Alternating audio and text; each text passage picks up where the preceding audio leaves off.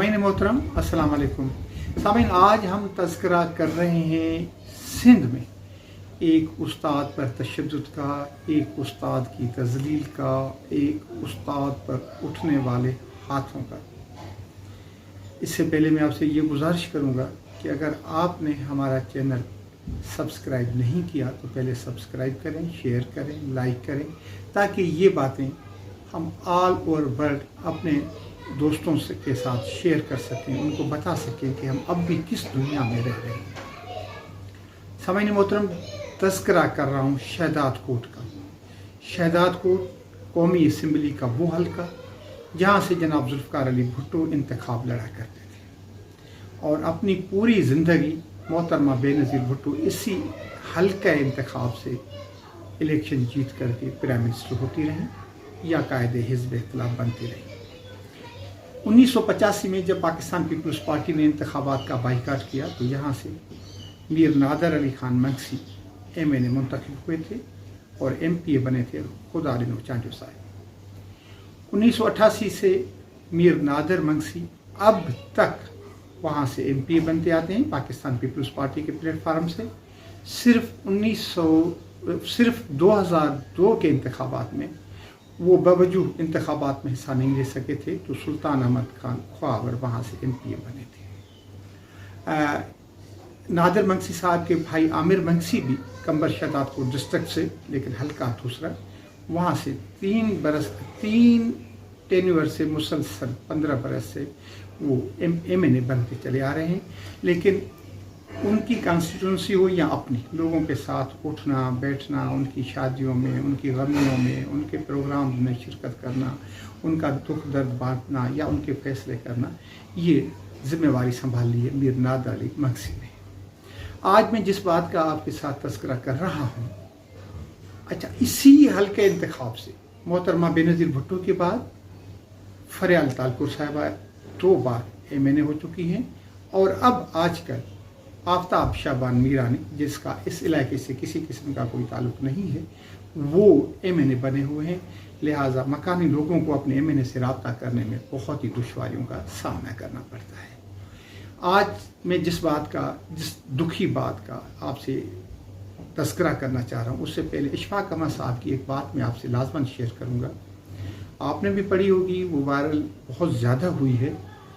वो तुर्की का या किसी यूरोपियन कंट्री का तज़किरा करते हैं कि मैं वहाँ पर था, मेरी गाड़ी का चालान हो गया, मुझे फुर्सत नहीं मिली, मैं ये बात ही भूल गया। कुछ दिनों के बाद कोर्ट से नोटिस मिला, कोर्ट ने मुझे तलब किया चालान की अदम अदायगी की वजह से। जब मैं कोर्ट में पेश हुआ तो जज ने मुझे कहा कि आप इतने दिनों से कोर्ट तशरीफ़ क्यों नहीं लाए।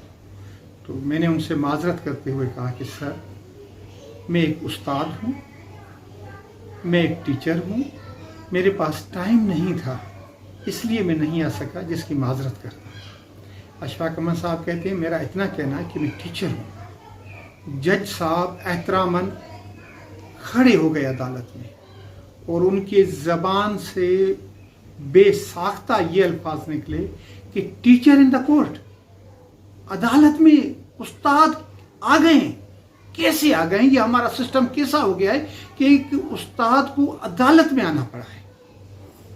ये हम बात कर रहे हैं उन अक़वाम की जिन्होंने आज तरक्की की मंजिलें तय कर ली हैं। और आज हम तज़किरा कर रहे हैं शहदाद कोट का, जुल्फ़िकार अली भुट्टो के हल्का इंतखाब का, मीर नादर मंगसी के हल्का इंतखाब का, बेनज़ीर भुट्टो के हल्का इंतखाब का, फरियाल तालपुर के हल्का इंतखाब का और आफ्ताब शाबान मीरानी के हल्का इंतखाब का। जहाँ पर एक 50 साल असिस्टेंट प्रोफेसर अब्दुल जब्बार जुनेजो साहब जब कॉलेज से बाहर निकलते हैं तो 3 हमलावर उन पर हमला कर देते हैं।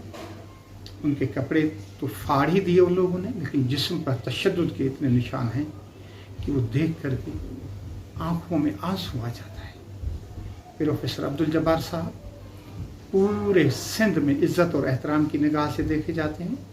वो Sindh graduates association Shahdadkot branch के 2007 سے 2011 تک مسلسل 4 برس تک ریزیڈنٹ رہے. جی سامعین محترم، میں آپ کو بتاتا چلوں کہ یہ وہی سندھ گریجویٹس ایسوسیشن ہے جس کے اوپر جنرل ضیاء الحق نے اپنے مارشل لا کے زمانے میں پابندی عائد کر دی تھی. سندھ گریجویٹ ایسوسیشن کے ممبر ہونے کے لیے ضروری ہوتا ہے کہ کم از کم اس کی تعلیم گریجویشن ہو، لیکن جنرل ضیاء الحق نے تمام سرکاری ملازمین پر، وفاق کے ہوں خواہ صوبائی ہوں، ان پر پابندی لگا دی کہ وہ اس تنظیم کے ممبر نہیں بن سکتے. اور یہ وہی دور تھا جس دور میں ڈاکوؤں کی، دھاڑیلوں کی نرسریاں بنائی گئیں جو کہ آج تک اس سماج کے لیے ناسور بنی ہوئی ہے. یہ پروفیسر صاحب سندھ گریجویٹ ایسوسیشن کے پلیٹ فارم سے لوگوں کی خدمت کرتے رہے، محتاجوں کی، غریبوں کی، بیواؤں کی، اور اپنی ایک نیک نامی رکھتے ہیں. ساتھ ساتھ Sindh professors and lectures association کے مرکزی نائب صدر ہیں. ان کا قصور کیا ہے؟ ان کا قصور یہ ہے کہ شہداد کو ڈگری کالج کی 6 ایکڑ زمین، 3 ایکڑ زمین، اس کے اوپر کچھ لوگوں نے قبضہ کیا ہوا ہے، جعلی ڈاکیومنٹس بنائے ہوئے ہیں. یہ صاحب عدالت جاتے رہے، عدالت کا دروازہ کھٹکھٹاتے رہے. 20 برس تک مقدمہ چلا، مقدمہ ان کے حق میں آ گیا، فیصلہ ان کے حق میں آ گیا. یہ بات ان لوگوں کو گوارا نہیں گزری اور ان لوگوں نے ان کے اوپر قاتلانہ حملہ کر دیا. پروفیسر صاحب کی جان بخشی گئی ہے، وہ بچ تو گئے ہیں، لیکن اب وہ سماج کے لیے سوالیہ نشان بنے ہوئے ہیں. پوری سندھ نے اس واقعے پر دکھ اور تشویش کا اظہار کیا ہے. مجھے پتہ نہیں ہے کہ اس حلقہ انتخاب سے الیکشن جیتنے والی محترمہ فریال طالپور صاحبہ نے کیا رد عمل شو کیا ہے، یا بلاول صاحب کا کیا رد عمل آیا ہے، یا آفتاب شہبان میرانی کو فکر ہے بھی کہ نہیں. لیکن میرا سوال صرف اور صرف میر نادر خان منگسی سے ہے، جو لوگوں سے محبت کرتے ہیں اور لوگ بھی ان سے محبت کرتے ہیں، اور جو ایک عرصے سے شہداد کوٹ کے بے تاج بادشاہ بنے ہوئے ہیں. لوگوں کی ان میں امیدیں ہیں، اور چونکہ حملہ آوروں کا تعلق بھی انہی کی برادری سے ہے، لہٰذا میں میر نادر خان منگسی کو ہاتھ جوڑ کے کہتا ہوں کہ خدا کے لیے استاد کی عزت کریں، سندھ کی عزت کریں، اپنے مستقبل کی عزت کریں، مستقبل کے لیے ایک اچھا پیغام دیں. ہماری نظریں نہ تو بلاول میں ہیں، نہ فریال میں ہیں، نہ آفتاب شہبان میرانی میں ہیں. میر نادر علی صاحب، ہماری نظریں آپ میں ہیں، اور ہمیں یقین ہے کہ آپ ایک استاد کو انصاف دلائیں گے، آپ سندھ کو انصاف دلائیں گے. اپنے اس پروگرام سے شیر محمد خواہ کو اجازت دیجیے. اللہ حافظ.